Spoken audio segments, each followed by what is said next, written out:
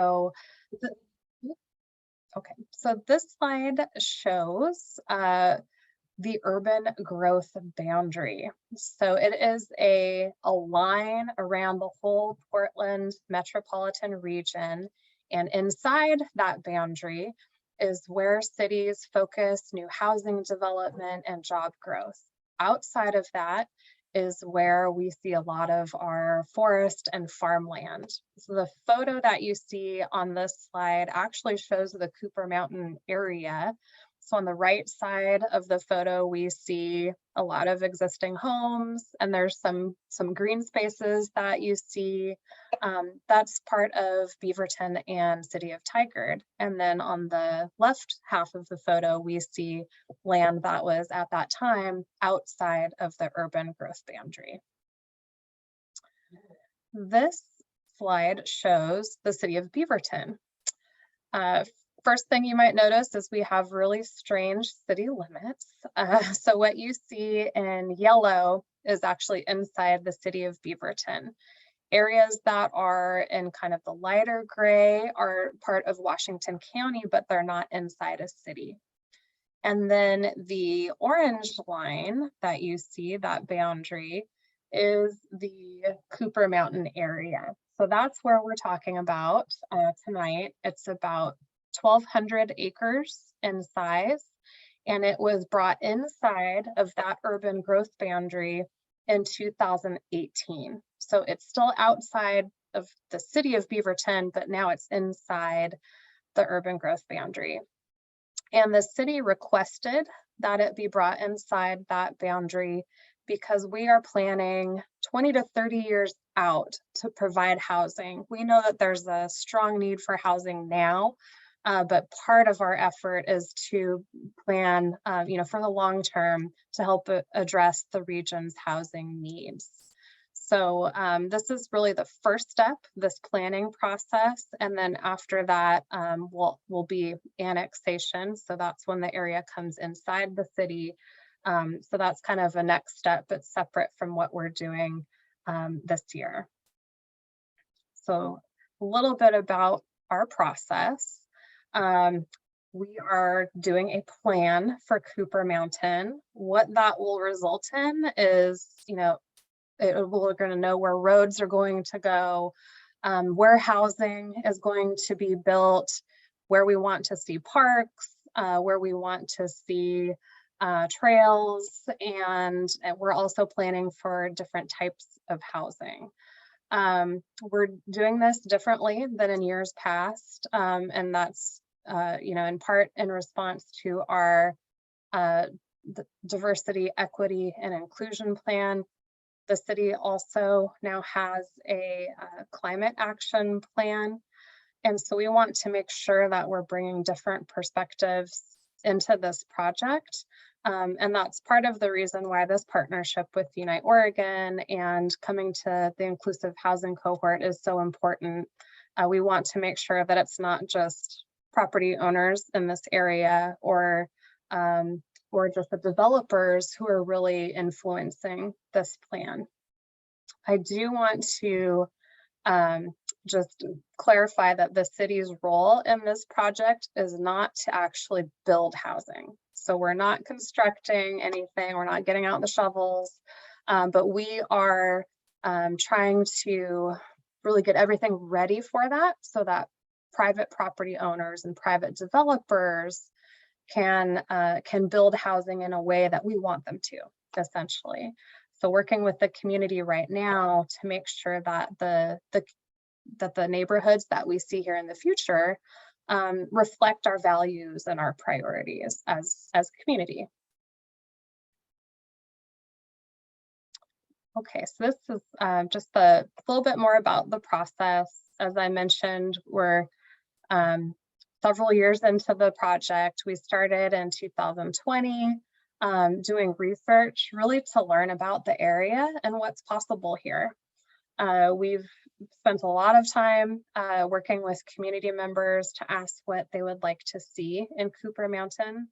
Right now, there are only about 300 people living here, but when it's built out, we're going to have about 10,000 new residents in Cooper Mountain. So we're planning for roughly 5,000 new homes. It will likely be 5 to 10 years before we see any of that development actually take place. But it's important now to ask these questions about what do we want to see here, so we can require builders and developers to make certain things happen. As I mentioned, annexation, so that's when the area comes inside the city, would take place after this project is complete, and then development is kind of the last stage. These are the project goals. I don't want to read through each of them, but I did want to just highlight that there are a lot of things going on in Cooper Mountain, or we want a lot of things to go on here. We want to make sure that we're first and foremost thinking about improving housing outcomes for historically underserved and underrepresented people. We want to make sure that everyone feels welcome here. We want to make sure that there's different housing types for people of different incomes and housing needs. There are a lot of natural resources in Cooper Mountain, so thinking about how to incorporate those with development and then protect the really important natural areas. Thinking about resiliency, so how do we make sure that we're ready for climate change and natural hazards like wildfires. And then we have the need for public infrastructure. That's roads, trails. It's also the things that go under the roads, pipes.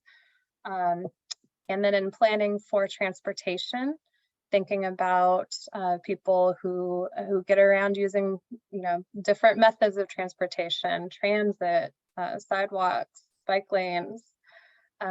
We're also planning for shops and services, so making sure there are places for people to go buy the goods and services that they need near where they live. And then last, making sure we have a way to pay for all of this. So a funding plan is part of what we'll be working on in 2023. All right, so thought it would be good to revisit some of the ideas and feedback that we have heard from the cohort in the past. So it's been a while since we've come to this group about Cooper Mountain, but we have come to this group over the last 2 years as this project just got started to make sure we know what's important to the inclusive housing cohort. And these are some of the I'd say themes or big ideas that we heard. One is to make sure that we're planning for different types of housing. Some of the images that you see on this slide are what we would consider middle housing types. So it includes 2 or 3 or 4 units that might be connected together. These are called plexes, townhomes.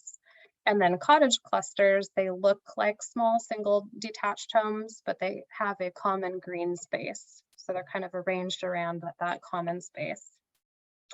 These are all in addition to single detached homes, as well as apartments and even mixed use areas where you might have apartments on the upper floors and then a shop on the ground floor.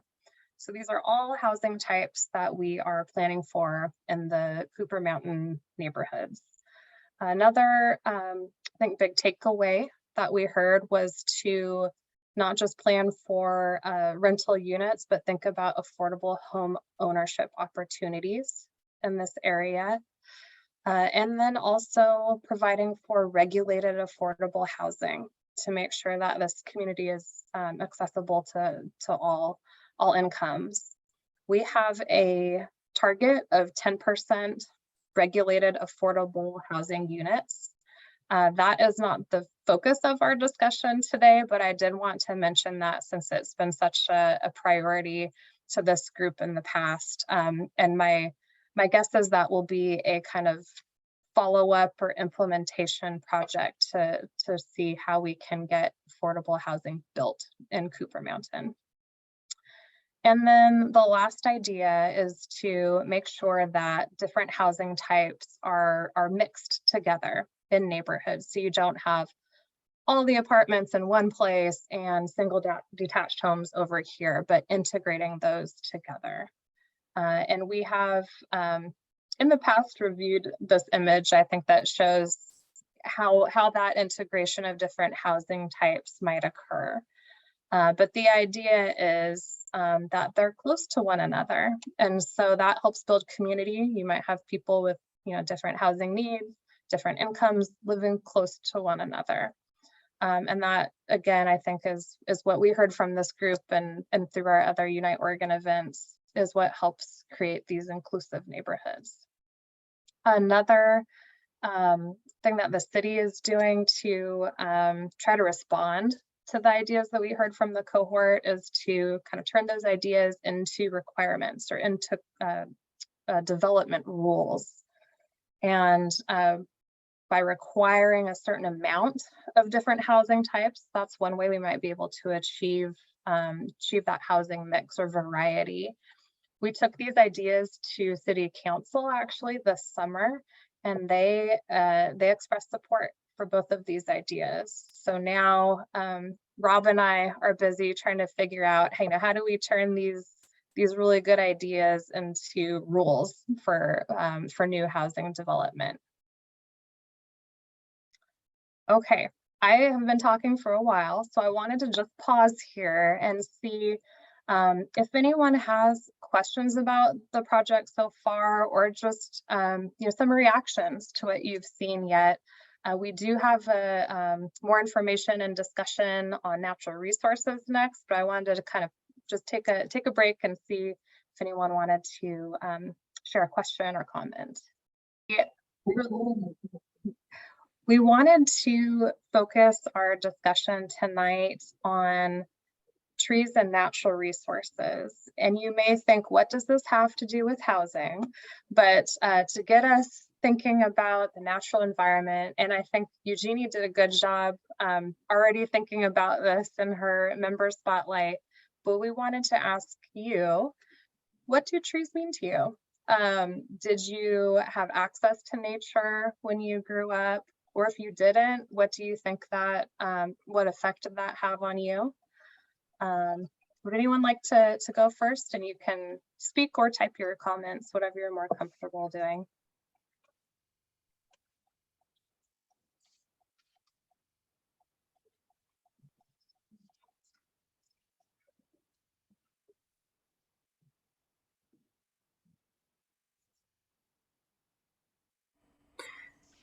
Bueno, en mi caso, yo sí crecí en la naturaleza hasta como a los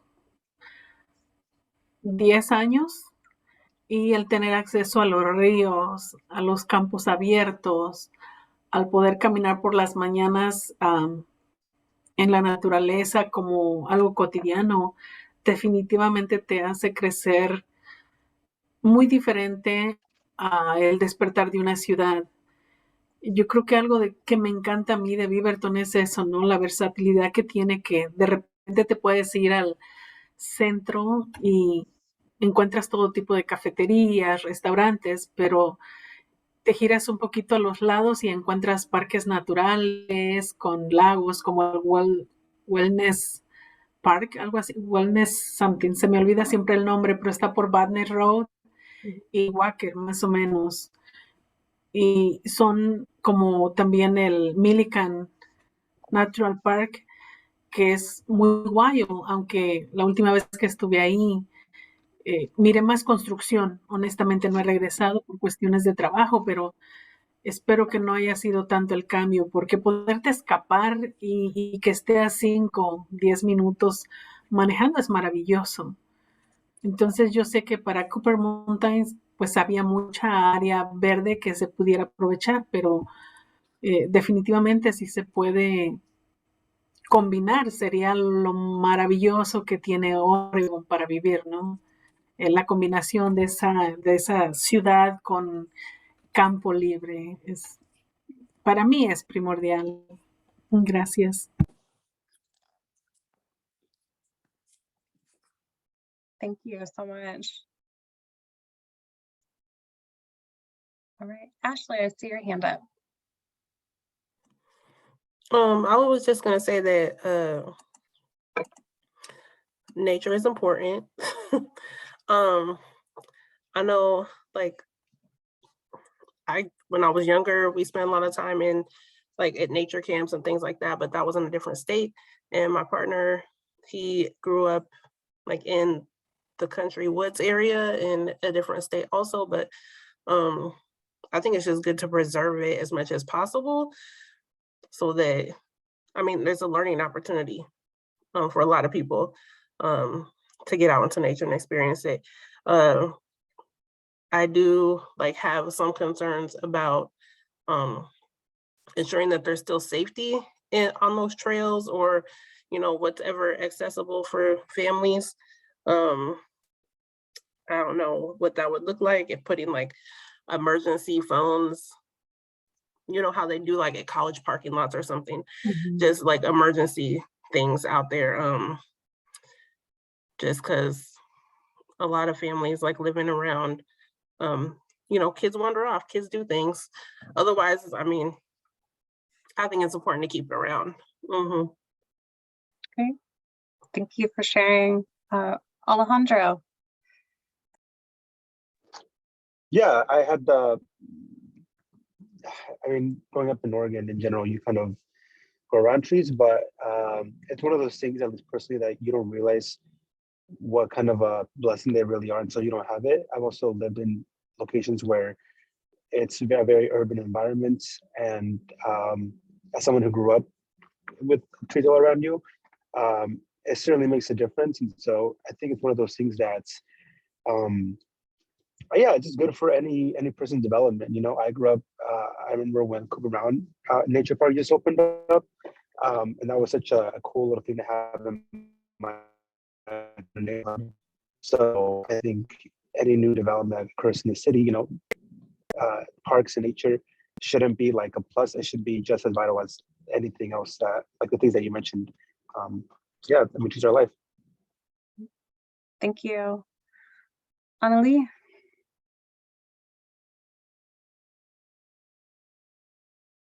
Sorry, I was muted. Okay. Yeah, I just wanted to share, like, trees to me mean a lot of things, but one thing I wanted to share was they mean health, both physically, mentally, spiritually. And growing up, I'm originally from South Texas, really close to the Mexican border. And I grew up in the 90s, early 2000s in a very rural community that didn't really have any access to green spaces. A lot of it was like montes. I don't know how to call it in English, but it wasn't very green. It was very dry in that area. And the green spaces that did exist at that time really only accessible through wealthier neighborhoods. So we would have to drive to these areas where, one, we didn't feel very welcomed. There are a lot of white winter Texans that also made it difficult to feel comfortable there. And so growing up, it just felt like access to nature was a privilege and was something that only those that grew up with those privileges were able to access. And then I would hear stories of my mom and dad in Mexico, having nature be so accessible to them. And then being in the US and having to face all these barriers, how that completely changed for them. However, since moving to the Pacific Northwest, I just really come to realize just how accessible nature can be, and how it can work as an equalizer, and brings out the best out of people. So yeah. I love that thought, that it's a equalizer if we do it right, if everyone has access to it. Gloria, see your hand up. Hi, everybody. I'm originally from Mexico City, and I didn't really have that much money, but my mom used to have a lot of little plants and stuff. And living in a big city is kind of hard to have like at the front yard or the backyard. So I understand how important is to have some kind of nature or trees or some water around. So yeah, it should be safe, but at the same time, by having those trees, like me, that I live in Beaverton, behind my house, we have a little pond, and we can see all kind of different animals, and that kind of relax you and kind of makes you, I don't know, you want to go for a walk and you want to go see what is behind the house and stuff like that. So I think keeping the trees around, or if there is any kind of water too, could be good for low income people to kind of relax and exercise a little bit. Yeah. We can all well, Ernesto said he's been swimming, but some of us are getting out and walking trails. Lucia, I see your hand up. Would you like to share next? Oh, sí, buenas noches. Ya estoy en mi casa, ya puedo hablar y puedo compartir. Yo he estado viendo, no sé si desde el inicio en el programa o el proyecto de Monter Cooper, y me gusta mucho porque hemos estado discutiendo en tratar de tener la comodidad para el ser humano y tratar de mantener la naturaleza, pero también tratar de proteger a los animales salvajes, a los animales que vivían anteriormente ahí. Yo sé que cuando llegan los humanos, ellos se mueven, se van más lejos, pero lo importante es tratar de hallar esa convivencia entre lo moderno, la naturaleza y los animales, porque todos somos parte de este universo. Y si hablamos no solo de la equidad, de todo, también nos gustaría tener esa equidad en el tener moderno y tener naturaleza. Eso es la parte del programa que me gusta. También se ha hablado mucho de que va a haber viviendas asequibles. Perdón. No sé qué tan asequibles sean porque todavía no tenemos costos, no tenemos precios, pero yo sí abogaría por tener viviendas de bastante acceso, no solo para la clase media, sino también para la clase menos pudiente. Yo no pretendo que ellos no pretenden yo y ellos no pretendemos que vivan en una casa de lujo, pero sí en una casa con las comodidades de que tengan su pequeña yarda donde que ellos lo pueden poner sus flores, sus plantas y los vegetales que ellos pueden sembrar allí. Eso es lo que yo busco y por lo que yo abogo por mis familias, porque estoy abogando para que tengan un bienestar, para que tengan una mejor forma de vida. Es para lo que ellos vinieron, para lo que ellos cambiaron. Estamos cambiando no solo para tener dinero y trabajo, pero tenemos que compartir que hay otras formas más de vida y que puedan compartir el saber que tienen acceso a educación, a salud y a una vivienda digna. Ese era mi aporte para Cohort Meeting, y también para decir de que yo he visto, y muchas veces sí tengo un poquito de recelo en que van a haber 5,000 familias y yo hago cuenta que no van a haber 5,000 carros, van a haber casi 10,000, porque por lo general en cada casa, si trabaja el esposo y la esposa, hay 2 carros, no solo uno.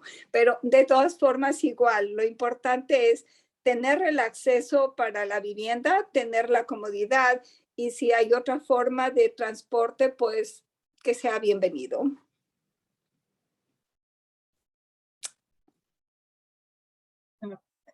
Thank you for sharing, Lucia. And I wanted to mention to everyone that Lucia is also a member of, we have a Cooper Mountain Community Advisory Committee. So, so it's been really wonderful to have her involvement and, you know, thoughts into Cooper Mountain. So she's probably seen this presentation more times than anyone else.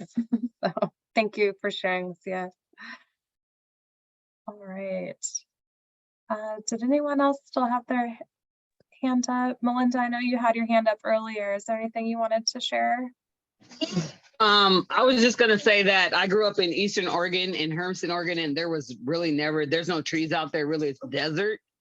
And when I moved out here to Beaverton, of course, there's a lot of trees, and you can see the change when you drive there, where it starts to turn brown compared to being here. So having trees, I mean, there's a good part of it and there's a bad part of it. So trees needs rain to survive, moisture, water, which is good, but I don't like the rain.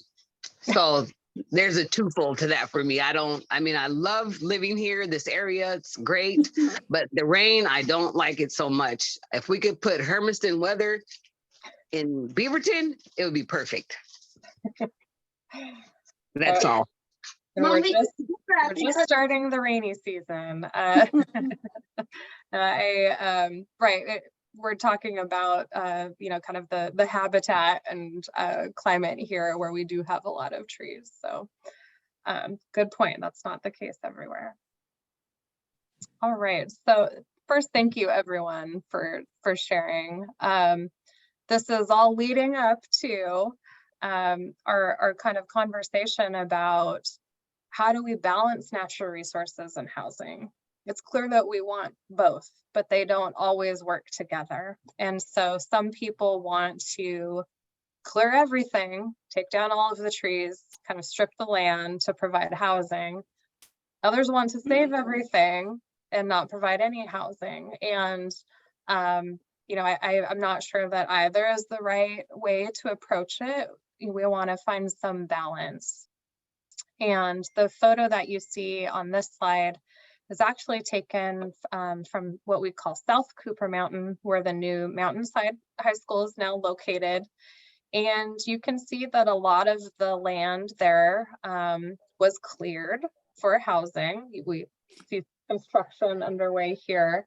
But then there were also areas that, you know, they were agricultural fields. They didn't have a lot of high quality habitat to begin with.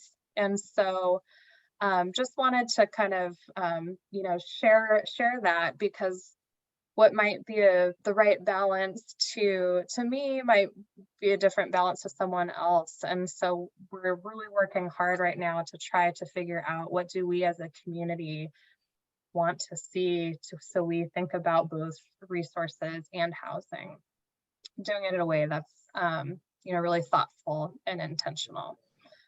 And I think I'm going to turn it over to Rob next.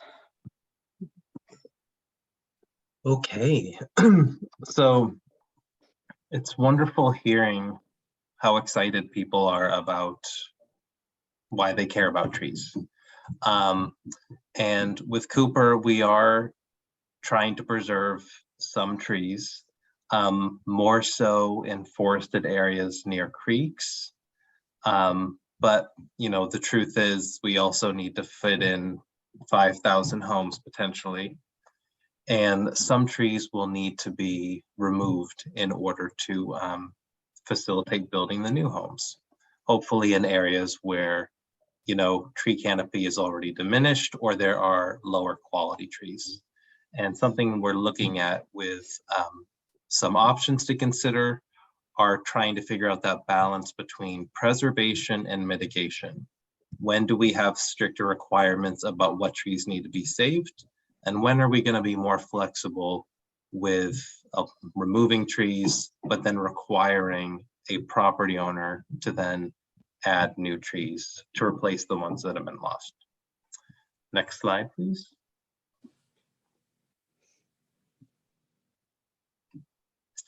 And so just to start to think about what this looks like for Beaverton, we've been going on some site visits and trying to think about what are patterns of tree canopies that we see in neighborhoods now.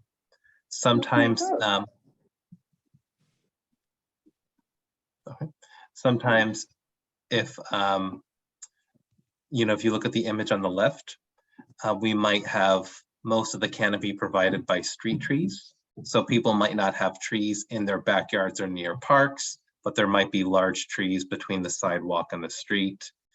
And then on the other hand, if you look at the image on the right, you can see there are some neighborhoods with you know, wider streets. They might have some street trees, maybe not too many, but you'll find most of the trees on lots instead of the street. Next slide, please. And then sometimes we look at the image on the left, we'll find trees in shared open spaces. So when a large development is built, sometimes the home might be clustered in, and then the trees are actually, instead of each house having a tree on one lot, you might have a larger area that's either set aside as a natural resource area. It could be just for, you know, you might have access to it, you might not.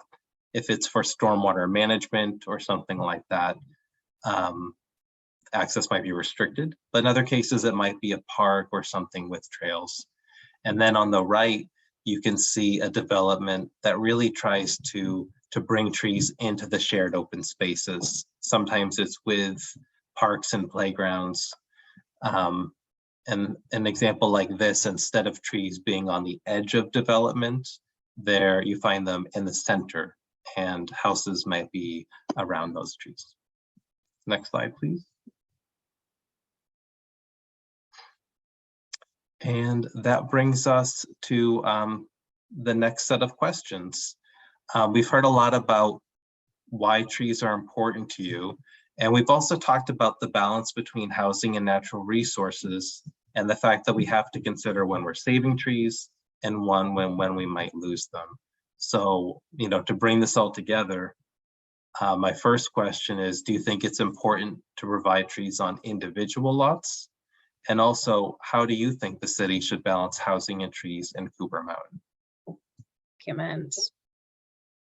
And I mentioned that we're looking at how to pay for everything that's needed, including the parks and roads and trails. So we're working on that as well.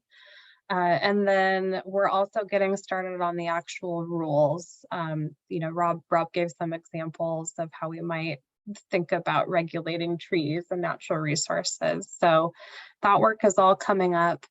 We are going to be discussing natural resources and tree protection in Cooper Mountain with City Council on November 15th.